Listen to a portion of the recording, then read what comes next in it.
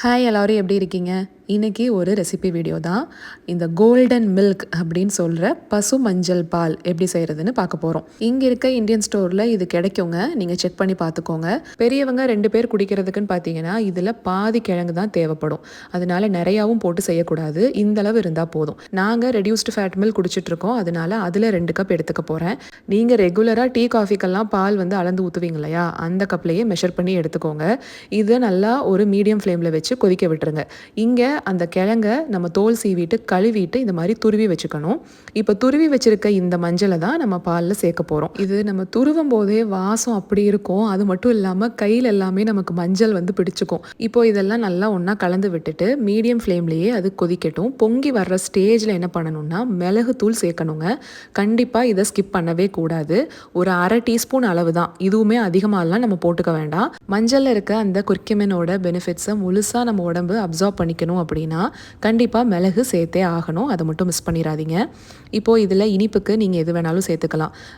தேன் கூட கொஞ்சம் ஆறுனதுக்கப்புறமா கலந்துக்கோங்க. இல்லைனா நாட்டு சர்க்கரையோ இல்லை வெல்லம் கூட நீங்கள் கலந்துக்கோங்க. நாங்கள் எப்போவுமே பிளெயினாக தான் குடிப்போம். நீங்கள் ஒன்ஸ் குடிச்சு பழகிட்டீங்க அப்படின்னா உங்களுக்கு இனிப்பே தேவைப்படாது. நல்லா ஆற்றிட்டு ஸ்ட்ரெயின் பண்ணி குடிச்சிக்க வேண்டியது தான். இதுக்கு ஏன் கோல்டன் மில்க் அப்படின்னு பேர் வச்சுருக்காங்கன்னா அந்தளவுக்கு பெனிஃபிட்ஸ் இதில் இருக்குது. இன்னொன்றுங்க, இப்போவே சொல்லிடுறேன், இந்த ரெசிபி எப்படி செய்யணும் அப்படிங்கிறது தான் உங்களோட நான் ஷேர் பண்ணியிருக்கேன். இது நான் குடிக்கலாமா, நான் ப்ரெக்னெண்ட்டாக இருக்கேன், இதை கன்சியூம் பண்ணலாமா, எனக்கு இந்த இஷ்யூஸ் இருக்குது, இது நான் எடுத்துக்கலாமா அப்படிங்கிற டவுட்ஸுக்கெல்லாம் எனக்கு பதில் சொல்ல தெரியாது.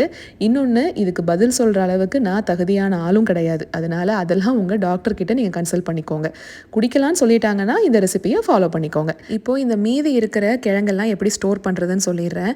ஒரு ப்ரௌன் பேப்பர், அதாவது பார்ச்மெண்ட் பேப்பர் எடுத்துக்கோங்க. இல்லை சாண்ட்விச் பேப்பர் அப்படின்னு உங்களுக்கு கிடைக்கும் இல்லைங்களா, இல்லைனா டிஷ்யூ பேப்பர் நல்லா ரேப் பண்ணி நீங்கள் இந்த மாதிரி கண்ணாடி பாக்ஸில் போட்டு வச்சுக்கோங்க. லைட்டாக உங்களுக்கு வாடின மாதிரி ஆகும் ஒரு 10 நாள் ஆகும்போது. ஆனாலுமே நீங்கள் யூஸ் பண்ணிக்கலாம். அதுக்கு மேலே நீங்கள் ஸ்டோர் பண்ண முடியாது. இன்னொன்று, வாங்கும் போதே நிறையா வாங்காமல் அளவாக வாங்கிட்டு வச்சுக்கோங்க. ரொம்ப ரேராக தான் உங்களுக்கு கிடைக்கும்னா வாங்கி ஃப்ரீஸ் கூட பண்ணிக்கோங்க. எழில் குடிச்சிட்டு இருக்கிறது ஒரு மில்க் ஷேக். அந்த ரெசிபியை சீக்கிரமாக ஷேர் பண்ணுறேன். நம்ம நாளைக்கு ஒரு ஷார்ட்ஸில் பார்க்கலாங்களா?